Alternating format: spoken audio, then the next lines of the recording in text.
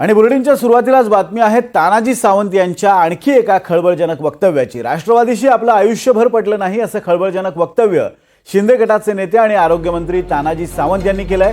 इतकंच नाही तर राष्ट्रवादीच्या नेत्यांच्या मांडीला मांडी लावून बसलं की बाहेर आल्यावर उलट्या होतात असंही सावंत यांनी म्हटलेलं आहे। तानाजी सावंत यांनी आणखी एक खळबळजनक वक्तव्य केलेलं आहे, त्यामुळे महायुतीत पुन्हा एकदा तणाव निर्माण होण्याची शक्यता आहे। तानाजी सावंत यांनी अजित पवार गटाबाबत एक वक्तव्य केलेलं आहे। राष्ट्रवादीशी आपलं आयुष्यभर पटलं नाही, त्यामुळे बैठकीनंतर बाहेर आल्यानंतर उलट्या होत्यात असं त्यांनी वक्तव्य केलंय। कधीही या विषयात काँग्रेस आणि राष्ट्रवादीचं माझं जमलेलं नाही। शिकत असल्यापासून आतापर्यंत ती वास्तव जसं एनर्जी म्हणतोय गोळी खाली उलट्यावर चालवतात ती अवस्था आहे। कारण ते विचार परिपूर्ण भिडलेले आहेत अंगामध्ये, त्याच्यामुळे ते शक्य आहे। आज जरी आम्ही कॅबिनेटला मांडीला बसलो असलो तरी सुद्धा बाहेर आल्यानंतर उलट्या होतात, ही वस्तुस्थिती सहन होत नाही। ते आता वयाच्या 7व्या वर्षी म्हणून बदलू शकत नाही। जे काय 15-20 वर्षाचं पोरग आहे, आता तू असं कर, बापानं थोडं जम दिला की नीट झाला, होत नाही ते लक्षात। त्याच्यामुळं आम्ही तत्वाशी बांधलेला आहोत। ताचा शिवसैनिक हाडा मासाचा शिवसैनिक कधीही या विषयात काँग्रेस आणि राष्ट्रवादीचं माझं जमलेलं नाही। शिकत असल्यापासून आतापर्यंत ती वास्तव जसं एनर्जी म्हणतोय गोळी खाली उलट्यावर चालवतात ती अवस्था आहे। कारण ते विचार परिपूर्ण भिडलेले आहेत अंगामध्ये, त्याच्यामुळे ते शक्य आहे। आज जरी आम्ही कॅबिनेटला मांडीला बसलो असलो तरी सुद्धा बाहेर आल्यानंतर उलट्या होतात, ही वस्तुस्थिती सहन होत नाही। ते आता वयाच्या 7व्या वर्षी म्हणून बदलू शकत नाही। जे काय 15-20 वर्षाचं पोरग आहे, आता तू असं कर, बापानं थोडं जम दिला की नीट झाला, होत नाही ते लक्षात। त्याच्यामुळं आम्ही तत्वाशी बांधलेला आहोत। ताचा शिवसैनिक हाडा मासा।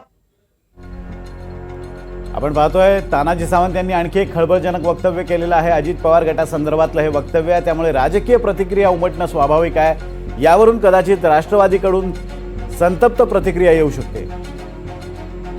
उमेश पाटील राष्ट्रवादी काँग्रेसचे अजित पवार गटाचे प्रवक्ते आहेत, नेते आहेत। उमेशजी, आपण ऐकलं की तानाजी सावंत यांनी जे वक्तव्य केलेलं आहे, तानाजी सावंत हे खळबळजनक वक्तव्य करण्यासाठी यापूर्वी सुद्धा प्रसिद्ध आहेत।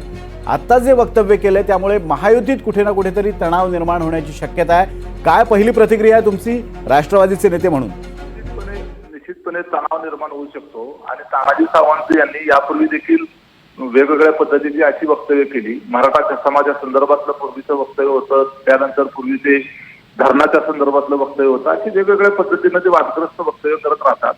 त्यामुळे आम्ही त्याच्यामध्ये त्यांच्या नादाला लागण्यात आमचा वेळ घालवू इच्छित नाही। आम्ही काम करणारी माणसं आहोत। अजितदादा सकाळपासून रात्रीपर्यंत पूर्ण वेळ लोकांची कामं करतात। अशा पद्धतीची वक्तव्य करून सनसनाटी तयार होऊ शकते।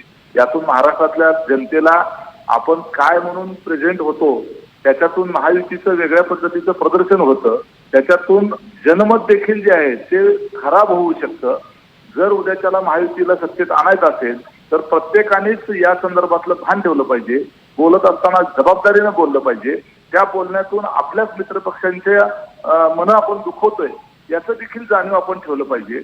राष्ट्रवादी काँग्रेस पार्टीच्या बरोबर त्यांचं जुळू नाही तर न जुळू, ते पहिल्यापासून शिवसैनिक होते। शिवसेनेचा त्यांना कदाचित आमचा विरोध असेल, त्यांना आमची आक्रस असेल किंवा आमच्याबद्दल त्यांना असूया असेल, काय ते असेल ते असेल, परंतु आज आपण एका सरकारमध्ये आहोत। या सरकारमध्ये असताना या पद्धतीनं एखाद्या पक्षाबद्दल बोलणं हे अत्यंत चुकीचं आहे आणि त्या संदर्भामध्ये मुख्यमंत्र्यांच्याकडे या बाबतीतलं आमच्या पक्षाचे वरिष्ठ नेते निश्चितपणे त्यांची भूमिका जी आहे ते योग्य पद्धतीनं मांडतील आणि ते मुख्यमंत्री त्यांना योग्य पद्धतीनं समज देतील। त्यांनी जी ज्या पद्धतीची भाषा वापरली त्या पद्धतीची भाषा वापरण्याची आमची संस्कृती नाही। अगदी उमेशजी, धन्यवाद तुम्ही दिलेल्या प्रतिक्रियेबद्दल। आपण पाहतोय राष्ट्रवादी काँग्रेसचे प्रवक्ते उमेश पाटील यांनी प्रतिक्रिया दिलेली आहे की या संदर्भात मुख्यमंत्र्यांच्या कानावर हा सगळा प्रकार घातला जाईल। आमचे वरिष्ठ नेते मुख्यमंत्र्यांशी याबाबत चर्चा करतील, मात्र असं वक्तव्य करणं योग्य नाही आणि निवडणुकांच्या पार्श्वभूमीवर यातून एक वेगळा संदेश, चुकीचा संदेश जनमानसात जाऊ शकतो असं सुद्धा त्यांचं म्हणणं आहे।